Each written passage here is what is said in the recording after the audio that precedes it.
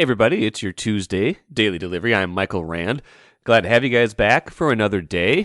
A lot to get to today. Going to kind of tie a little bit of a bow on the Vikings season. Andrew Krammer from the Tribune joins me in a little while for one final film review from Sunday's 31-24 loss to the Giants. A lot to dissect from that game, kind of a microcosm of the whole season to a certain degree in terms of defensive struggles and a few things on offense that I didn't love in that game, and just kind of the greater context of when you're talking about something that went wrong. Is it the players? Is it the scheme? It's usually a little bit of both, but to what degree is it one or the other? Andrew and I will try to get to that here in a little bit. Also, final installment of the year of My Least Favorite Team is My Favorite Team. Some Vikings poetry to help you process that loss on Sunday, as only poetry can do that. Get to the end here and talk a little Tom Brady first, though. What I miss, I don't want to go too deep on the Wolves today because I think I've got some extended thoughts that I need to sort through that I will share on tomorrow's show. Suffice it to say, just dealing in the here and now, dealing with the facts of what happened on Monday, matinee at Target Center, MLK Day. They've done a lot of those over the years. Play an early one with a lot of people having the day off. So they play in Utah. They're on a nice little run. The Wolves are. They've won 6 out of 7. Even though they had that bad loss to Detroit, and the other bad loss to Detroit before that good streak started.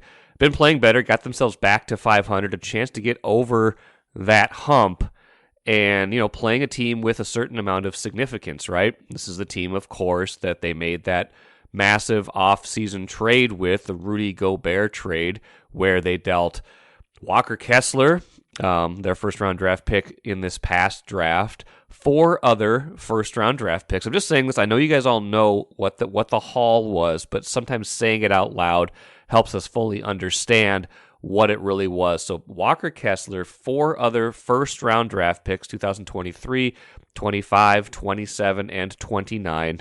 Jared Vanderbilt, Patrick Beverly, Malik Beasley, and Leandro Bolmaro. So much given up. Now, at the time, we looked at it and said, okay, yes, they gave up a lot, but it was a lot of little pieces, right? If you looked at it the right way, you looked at it and said, hey, we don't know what Walker Kessler's going to be. He's a low first-round draft pick. Maybe he's a serviceable backup big man.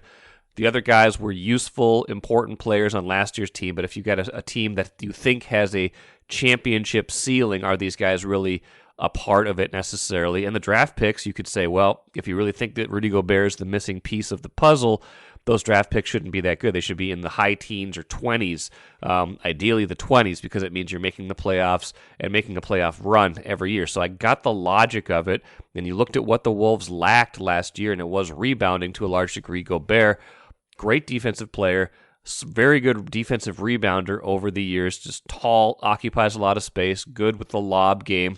You could see, if you looked at it a certain way, how it fit. However, it has not gone so great so far. And again, I'll get into a little bit more of the big picture of that, I think, on tomorrow's show.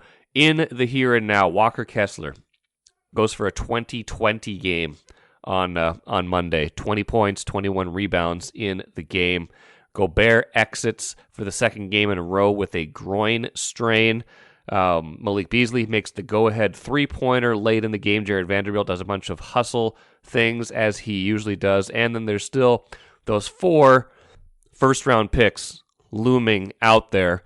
And I think those will be those hurt, but they don't hurt as much as people think, because even if this doesn't turn out to be what you hoped it would be in terms of championship aspirations, I don't imagine those will ever be high lottery picks. That's my sense at this point. That as long as you have Anthony Edwards, as long as you still have Rudy Gobert, let's be honest, he's still a good, functional, strong defensive player. Whatever Karl-Anthony Towns can give you when he comes back, or whatever he might give you if you decide he's not the right fit in this overall scheme in a year or two, whatever he might fetch in a trade. all of those things will add up to at least a decent team. We're going to get to, like I said, we'll get more into that in the next one. Walker Kessler's kind of the wild card here because he plays the same position as Gobert, a shot blocker, a rebounder, and he's having a very good rookie season. Again, he probably took advantage of Towns and then mostly Gobert being out in Monday's game, but to put up a 20-20 game in a game in which Utah wins by a point, stops the Wolves' winning streak, puts the Wolves back under 500. The Jazz have been pretty close to the Wolves all season long, even in a season where they were supposed to be rebuilding after trading away Gobert and Donovan Mitchell. That hurts. That makes you think, wow, even if it was just a 1-for-1 move, who would you rather have right now? And I know it's absurd, right? It's a very micro take right now, and I'm having a more macro take on Wednesday's show. But just looking at it right now in the here and now, that was not a great look. Bottom line on Monday, and again, just one game, but that was about as bad as it can get. Some Wolves fans saying that was a top 10 loss in terms of how much it hurt and what it might mean for the future. We'll see about that. But right now, like I said, not the greatest game for the Wolves in a franchise history that has had its share of those. Take a playcation to Mystic Lake. With 24/7 gaming, the good times never have to end. And you can satisfy your cravings at our restaurants and bars. Or relax in one of our luxurious hotel rooms. Those that play together, stay together. And don't forget to join Club M so you can spark new memories and bask in the rewards along the way. Follow the lights to Mystic Lake, where every day is play day. I really hope you guys aren't sick of Vikings talk yet, because we got some more right now with Andrew Krammer, covers the Vikings for the Star Tribune. Probably be our last Viking segment for a little while, at least until we get some clarity maybe on defensive coordinator going forward. But Andrew is going to help us break down the film of that Giants game, 31-24 loss. Andrew, I want to use this moment as kind of an umbrella discussion of players versus scheme, both offense and defense. I think there's some really interesting moments from the Giants game that can get us to a good discussion of that. I want to talk about that 4th and 8 play. It's been a lot of talk about that with Cousins throwing to TJ Hawkinson to let their last offensive play, as it turned out, of the season. But first, we need to talk about the defense, and just as you think about 18 games, the bigger picture, and specifically Sunday. A lot of the same players from last year, a lot of them asked to do new things this year, a new scheme. They're all a year older. We're all a year older. As you think about their defensive woes, 400 yards again, given up to the Giants, 31 points. Is this more a matter of personnel, or is this more a matter of the scheme that Ed Donatel was running and how he wanted them to function in that defense? Yeah, I think it's both. I think their issues are both, because Ed Donatel is clearly not the only problem.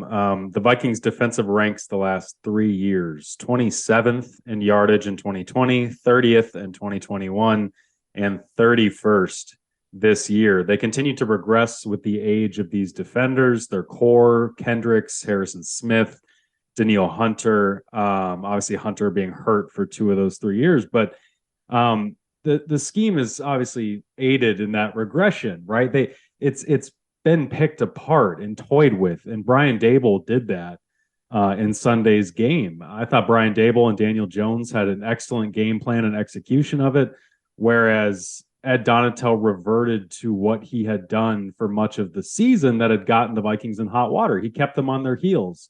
He didn't blitz Daniel Jones. He didn't really try to force the issue like he did on Christmas Eve, when he was kind of under the gun there. After that Lions loss, they go against the Colts, they go against the Giants. Ed Donatel starts blitzing more, sending more pressures, because Kevin O'Connell's saying, we need to change. We need to do things differently. And then I thought, well, you're going to continue that in the playoffs, and they didn't. And they blitzed Daniel Jones just 6 times on his dropbacks. He ended up carving them up anyway when they did blitz. He was 4 of 5 for 40 yards and a touchdown and a sack against those pressures. It just, nothing worked. And when the Vikings blitzed, Daniel Jones was quick to throw. And when they sent 4, he was quick to run. He scrambled 6 times, picked up a bunch of first downs.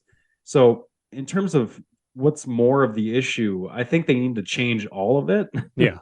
They need to tweak things everywhere, but the scheme needs to be adjusted. It didn't fit the personnel they had. Eric Kendricks looked uncomfortable, especially on Sunday. Harrison Smith looked uncomfortable at times and did not have a good game. They need to put those veterans in better spots. Well, yeah, and it seems like, you can be bad in multiple ways. You can give up, huge chunk plays, and they did plenty of that this year, but there was a lot of that in the last 2 years as well when they were playing under Zimmer's defense, which was certainly more aggressive than this year's defense. I feel like if you're going to get beat, I feel like if you're getting beat in a way that's more passive, you're going to lose buy-in from players faster. I guess that's a long way of saying it's got to be hard for a player to play in a defense that maybe they don't necessarily believe in, or that they're giving up tons of yards and they're not allowed to be aggressive. It runs counter to what O'Connell says about his offense. He wants Kirk Cousins to play free. He wants him to play, with pace. I don't feel like the defense is allowed to play with pace if they're constantly kind of thinking about assignments and trying to be in the right place instead of making kind of reactions and aggressive plays in that kind of scheme. Well, I think their weaknesses have the defensive weaknesses have compounded on top of each other this season, where through much of the beginning of the year, they had issues covering in the slot with Chandon Sullivan. They had issues at the outside corner with Cam Dantzler struggling. Then it was a rookie and a Caleb Evans. Then it was another rookie and Andrew Booth. And then it was Duke Shelley. And so they had all these issues, right? And then so that leaned into Donatel playing much more coverage and trying to play safer coverage and giving up so much underneath and not sending these extra pressures. Well, then Jared Goff doesn't get touched in that loss in Detroit. So they start sending more pressures, but then they still bust coverages. And then it seemed like he was coaching tight and wanting to not give up big plays to a Giants team that had thrown for 334 yards against them in that Christmas Eve game. It did seem like Donatel regressed in terms of the adjustments he had been making. And the defenders themselves, I mean, when I talk about the scheme being toyed with, they start out in nickel, right? Donatel likes to play a lot of 5 defensive backs. He likes to play a lot of defensive backs and a lot of guys in coverage. And what you need then, though, is guys that can tackle and support against the run. The first play of the Giants had was a 13-yard run by Saquon Barkley to the edge. It was called back because of the holding, but that play was really important because it confirmed to the Giants coaching staff what they already knew probably, was that we can run on the outside against Chandon Sullivan, against Patrick Peterson, against Duke Shelley. So then the Vikings started going base. They started keeping 3 defensive linemen on the interior, their edge guys wide. And so then the Giants said, okay, now we'll throw against that when you're having to drop Danielle Hunter against Saquon Barkley. Or in one case, Daniel Jones sees that Danielle Hunter's dropping into coverage and he decides, I'm just going to outrun Dalvin Tomlinson to the edge. In one of those second half moments. And everyone's thinking, well, how is Dalvin Tomlinson the guy chasing Daniel Jones? It's because they've schemed Danielle Hunter into coverage because the Vikings had to go wide and base to try and stop the run because they can't stop the run in nickel because they don't have good corners. So the corner problem kind of permeates throughout the defense and leads to all these issues that if you could stop the run in nickel, like at Donatel, Chicago Bears defenses have done in the past, Broncos defenses have done. Other places he's done has succeeded with this scheme in part because they had personnel that matched it, and they were just fitting square pegs in a round hole. Which is part of the frustration of this season, right? I mean, I get that O'Connell is a fan of the 3-4. They ran it in with the Rams, and that's the defense he wanted to run. But if it doesn't match your personnel right away, is that the time to make that kind of wholesale change, or do you have to wait until you get the personnel you want to do that? And again, I get it. They weren't that great in the 4-3 last year either, and some of that was injury, but some of that was just these guys are getting older, they're getting worked, they're getting out schemed, they're getting out competed. They're not the athletes they used to be. But it felt from the beginning, like you said, like it was a problem of fit in a lot of cases. Like Eric Kendricks is not a good fit for a 3-4 scheme. Danielle Hunter, there's going to be questions about that because he'd never really played it. Maybe Zadarius Smith was a better fit because he's done it before, but a lot of these guys in the scheme just did not feel like natural fits for a 3-4 in that front 7. Yeah, I think what might end up being a fireable offense for Donatel, or at least losing play calling duties or whatever adjustment they make in terms of coaching, might be that they haven't made more of those wholesale adjustments, because you saw it work against the Colts. The defense was not the reason they went down 33-0 in that game.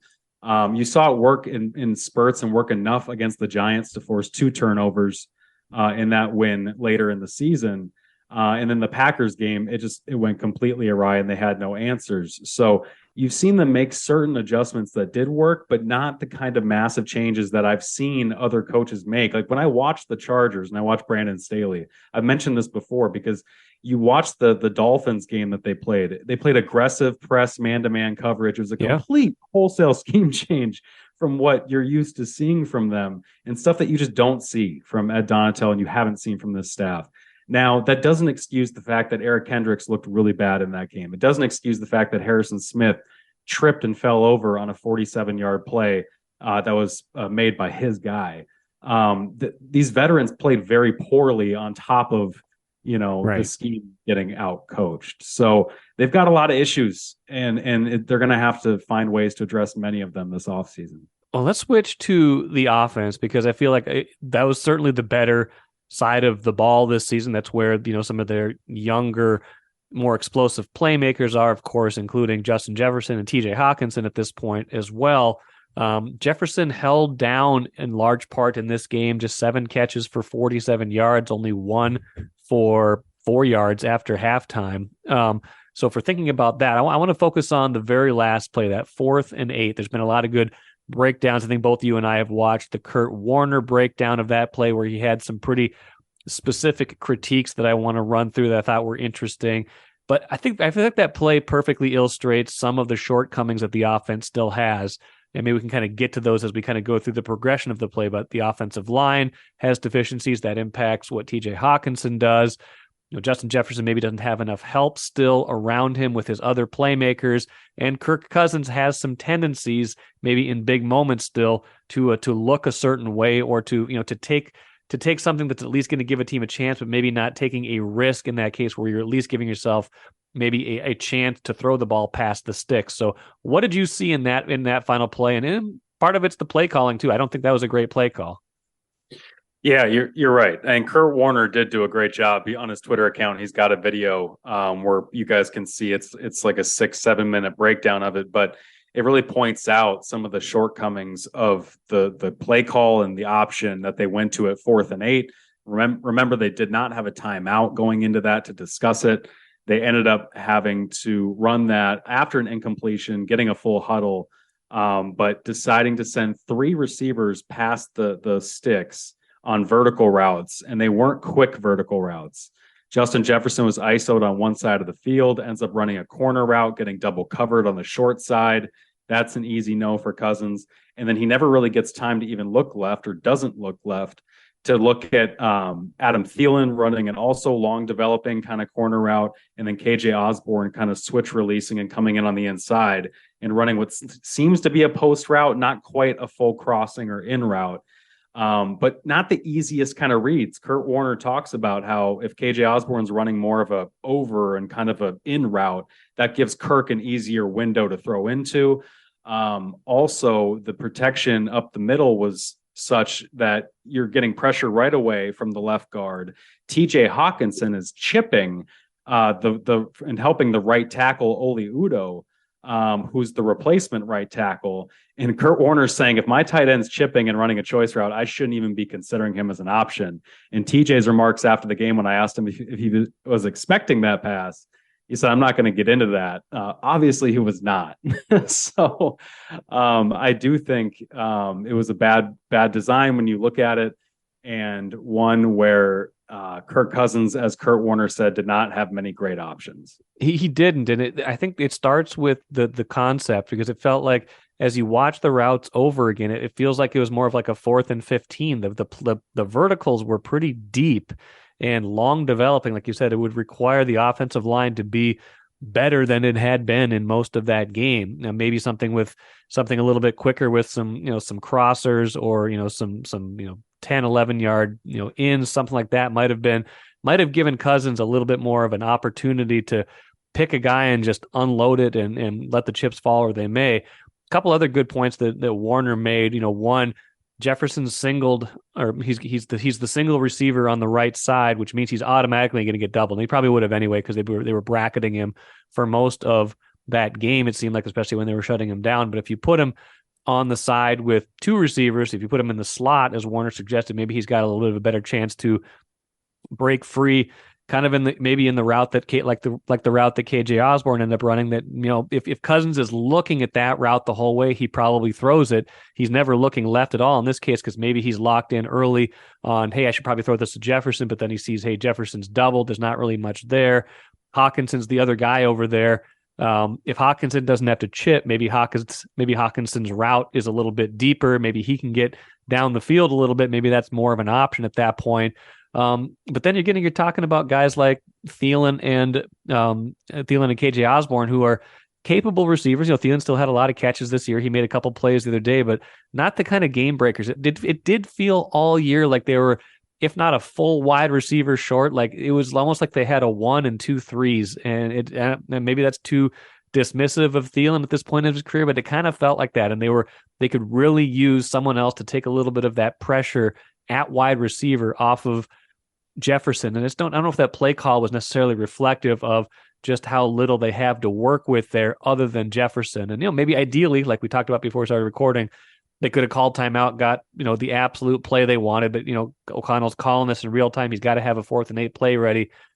Just didn't feel like that was maybe the best play call in a game where he had a few suspect moments.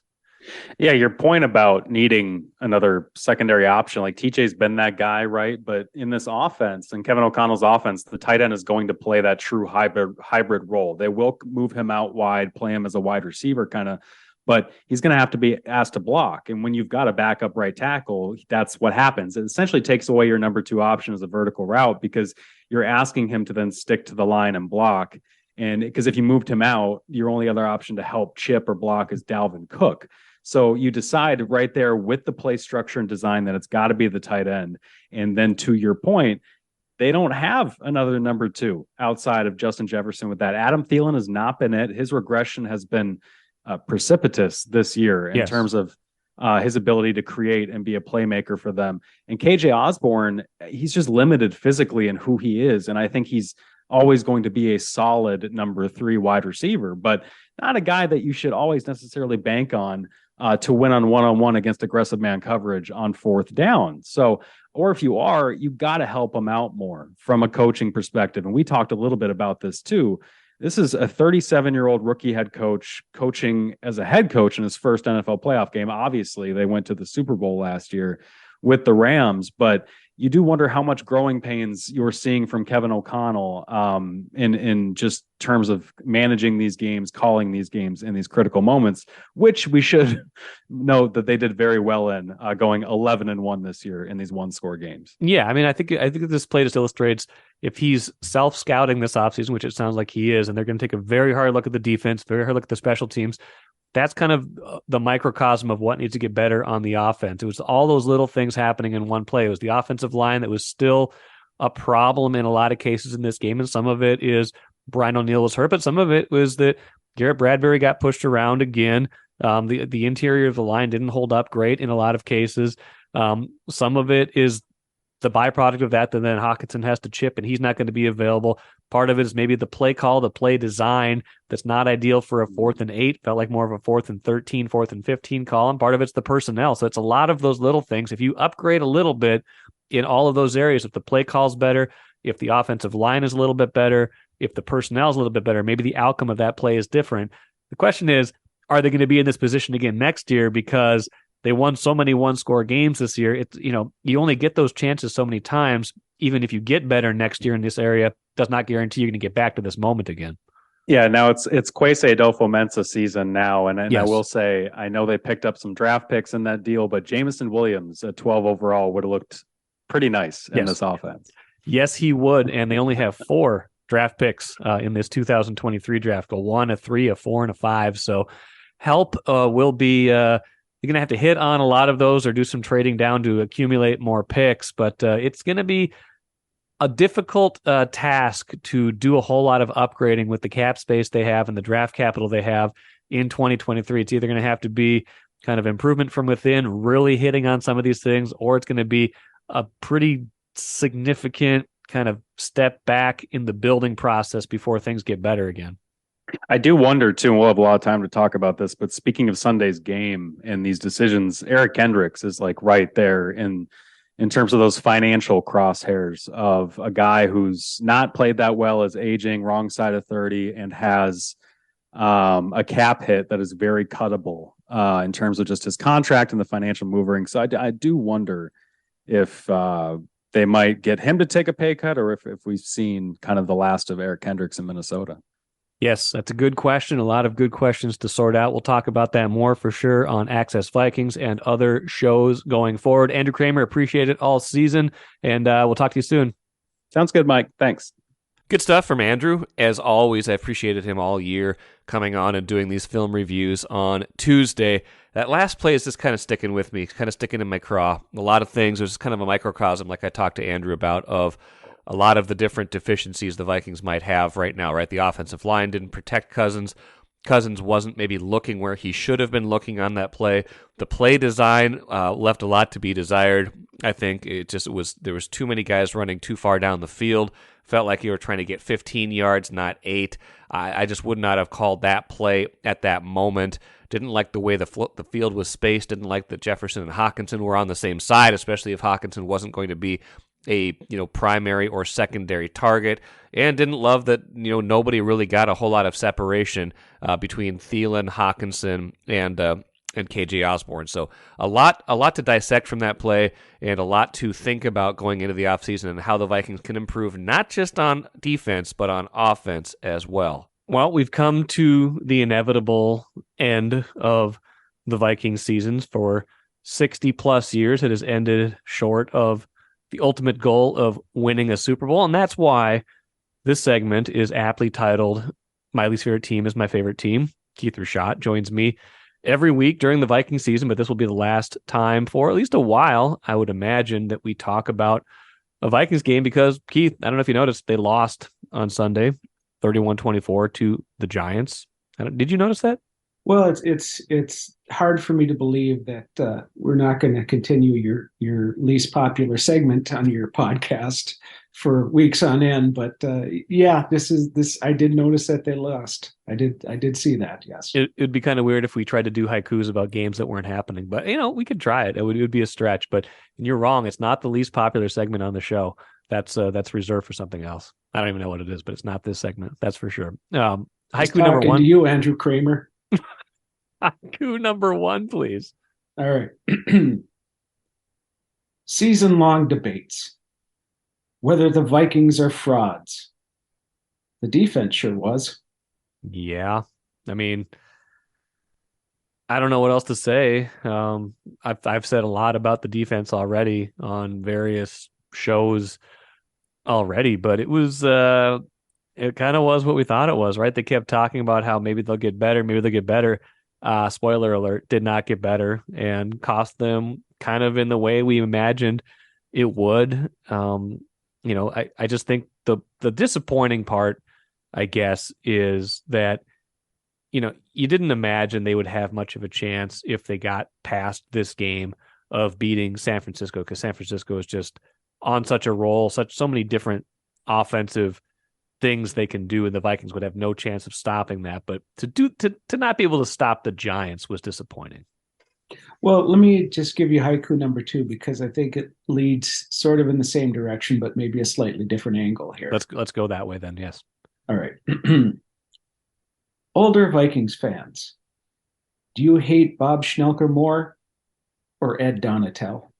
Yeah, I was Clarence, our friend Chicken Finger 69, had a tweet that was basically talking about the worst, the worst of the coordinators and such, and it was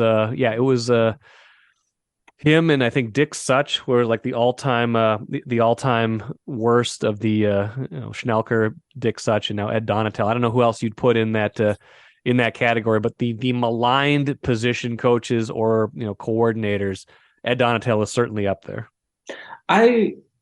you have to be a Vikings fan of a certain age, but the hate that there was for Bob Schnelker, and of course, the kids out there can look up the YouTube Jerry Burns Oh defending yeah. Bob Schnelker. Don't do it at work, right? Don't Sometimes I do it use on a. sometimes I use the clean part of that on the show. Even Oh that isn't well, Schnelker's fault. well, it's a perfect insert for right here. AC out there in the flat. Is the ball thrown in low? That isn't Snelker's fault. Okay, so. But if you are of a certain age, you remember just how deeply hated Bob Schnelker was.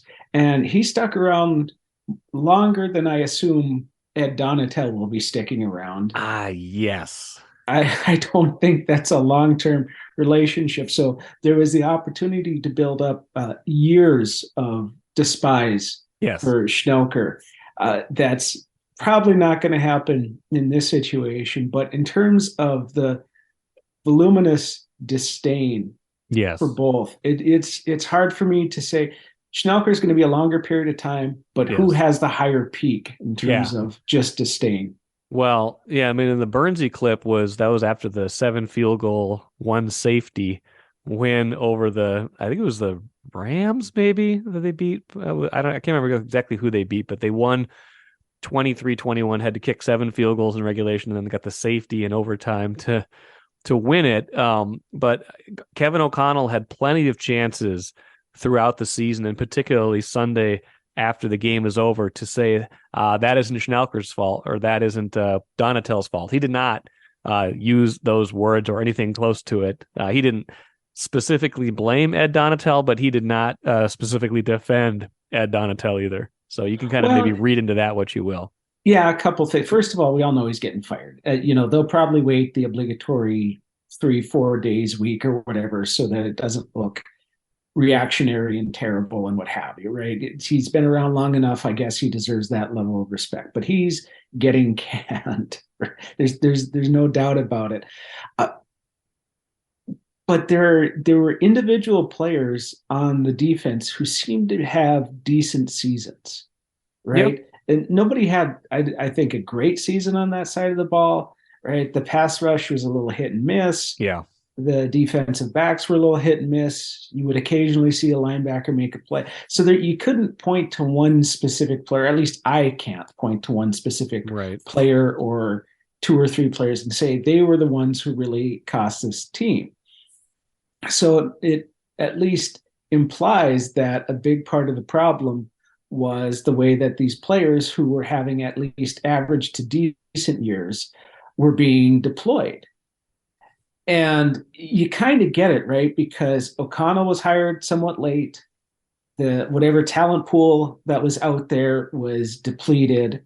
Donatel is a seasoned defensive coordinator. He's like the Norv Turner of defensive coordinators, which is what Zimmer did when he got hired as a head coach too. Right. So you can see a logic to his hiring before the season. There weren't a lot of options out there. He was the best of whatever was left. But now that they're in a different position and they might have more talent available to them to look at for that position, they can maybe do a more thorough job than they were able to when last year things kind of lingered a little later than they typically do in the hiring cycle. Yeah, I think that's fair. And I think your assessment of the defense was correct in that, yeah, it didn't seem like one player was just like egregiously bad. I think you're right that the pass rush was better at the beginning of the year. And who knows to the extent at which Zadarius Smith's injury, he played through it, but he was clearly not as impactful the second half of the year. I think he had 8.5 sacks in the first 7 games and maybe 1.5 in the last 10. Yeah, so clearly -3. Yeah, clearly that was not good. I mean, Daniil Hunter had his moments. He had a couple plays in Sunday's game. I think he had a sack of Daniel Jones in that game, but he was like kind of hit or miss. So you're right. It wasn't like one person, one player, one even part of the defense layer of the defense was exactly the problem. It was a lot of different things. It was a lack of talent or lack of some aging catching up to them. But I think you're right. The scheme itself was not great. I think the players lost a little bit of faith in the scheme at a certain point, and when that happens, and you combine it with a not so great scheme in the first place, you're going to have some problems. Anyway, haiku number 3. Yeah. Yes. Every narrative about Kirk was reconfirmed with a single pass. Was it though? I mean, it I don't know. I go back and forth on that play. I know I'm sure you're talking about the 4th and 8 play. I want to hear your take on it because I've talked about it a lot already with Andrew on this show. Well, so in terms of good or bad or what have you, I don't know. I'm not breaking down the film. I watched it once. I was so disgusted that was the end of it, right? I did not Kurt Warner that one and X and O it, right? But Kurt Warner did, yes.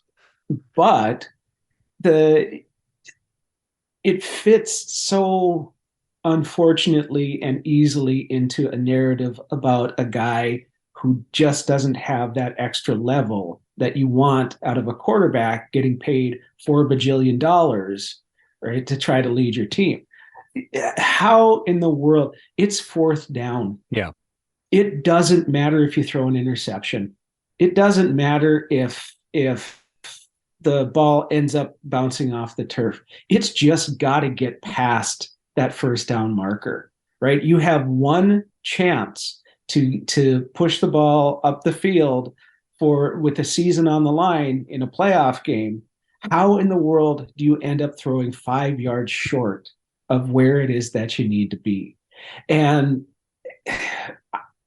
it just feels like there was a progression in his mind. He went through the progression and he did what was automatic, computer-like. He right? always talks about he goes where the reads take him, and I think that's what you're describing. And that is not the time to do that. That Correct. is the time to throw it to Justin Jefferson or to the person who's benefiting from the fact that they're putting 3 guys on Justin Jefferson, as long as it's past the 1st down mark. And this just feeds into the narrative about him not being able to take that extra step. And we've seen mediocre quarterbacks win the Super Bowl when everything goes perfectly for them. But with the way that his salary cripples their cap situation and the fact that he doesn't seem to be able to do that, even though he's had success this year, is only going to help foster this narrative and build upon what so many of us think about him, regardless of the success that he had this year. Yeah, I think there's definitely some nuance to the play, but when you get down to the moment, it's binary. Either you make the throw and try, or you do what he did, which was kind of an opportunity. But the egregious part about it, and again, he's under duress. There's a lot of things going on in a very short amount of time. The offensive line didn't do him a lot of favors in that moment or in that game. But if your decision at that point is just get the ball out and see if TJ Hawkinson can make a play, Hawkinson was well covered. Like I take my chances at that point with if you're locked on to Justin Jefferson, which it sure seemed like he was at the beginning of that read, because his progression took him from Jefferson to Hawkinson on that side of the field, and Hawkinson wasn't really a choice to begin with on that play based on what his assignment was. You've made the wrong choice. You had to have had a different process going into that play, where if Jefferson is covered, then like you said, you're immediately looking to the other side of the field where you've got KJ Osborne and Adam Thielen benefiting from that double coverage, and maybe one of them gives you a better chance than a double coverage Justin Jefferson, or maybe you just throw it to Justin Jefferson because he made one of the craziest catches in the history of football, and he hasn't been targeted in the 4th quarter, and maybe that's your best chance, even if it doesn't seem like your best chance. You got one play left in your season. Yep. And potentially one play left in your season. Throw it beyond the sticks. Yeah. You can't check it down to TJ Hawkins. I guess that is a binary yes. I agree. I agree with that. And I do wonder, I mean, I don't think one play will ever define, his legacy or his relationship with Kevin O'Connell. No, but that's where you're wrong. That was the play. I do wonder if that will stick with O'Connell as he kind of goes through his process of, this is what I want in a quarterback. Cousins does a lot of things that I'm sure he likes. He gave him some freedom in this offense that he hasn't had before. But ultimately, I think O'Connell would want a different type of quarterback. And so I don't think this is going to be a long-term solution. I wouldn't be surprised if Cousins was still here next season, but I have a hard time imagining any sort of another extension for Kirk Cousins in this, just based on a lot of what we saw this year, but especially that play. That play will stick with Kevin O'Connell, I think. Well, can we also talk just a little bit about how O'Connell had a tendency, particularly in the second half of the year, getting a little too cute, Yes. right? Yes, he absolutely Now, did. one third down where Terrible. the trick play where Yeah, they're trying terrible. to throw it back to, I mean, it would seem to me that football, I guess, is wildly complicated and you got 22 people all running around. I get it's, there's a lot going on there. Yeah. But it would seem to me that you would have some very specific strengths that you would want to rely on in the most important times of the game. Yes. And some of that cute stuff, right?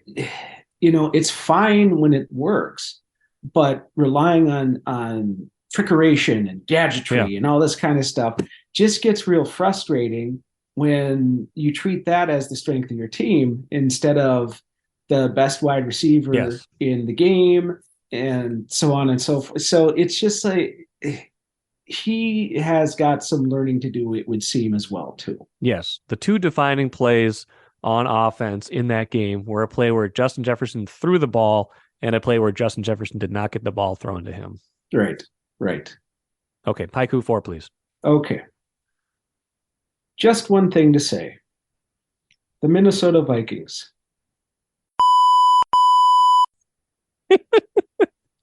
I was wondering if I would get to use the beat button because it was the end of the season. What? Wait, that was 5 syllables. Yeah, that was 5 syllables. Why are you beeping that? It's a tough censor, but I got to beep that one out. Oh, well, okay, all right. I just can't wait till the next time you get on your high horse about the First Amendment. All right, let's do some free speech here. All right.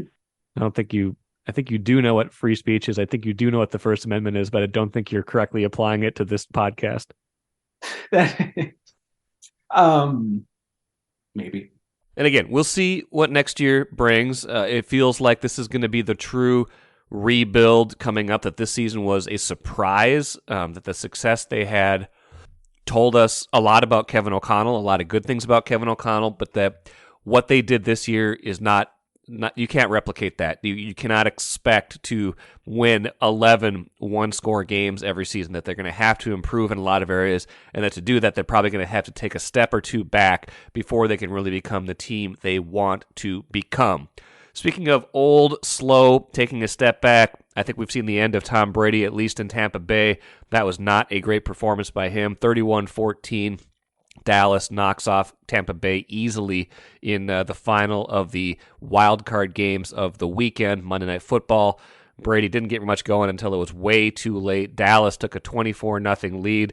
You might think that was 3 touchdowns and a field goal, folks. It was not. It was 4 touchdowns and 4 missed extra points by Brett Maher. That was amazing that he could not make an extra point until the very end of the game on that 5th touchdown. But that was kind of a sideshow. The Brady angle and the dominance of Tampa Bay were the real stories of that game.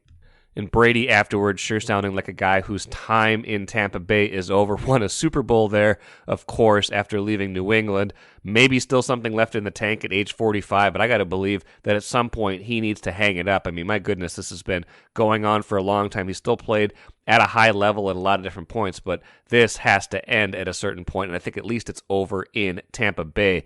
And speaking of over, that'll do it for today. Kind of went long today. Try to respect your time, but the internet has infinite amounts of space, so hope you appreciated today's show and all the content. Back at it again on Wednesday, expecting to have Chip Scoggins on, Star Tribune columnist, to talk about a little bit of everything all of the time, and we'll see you then.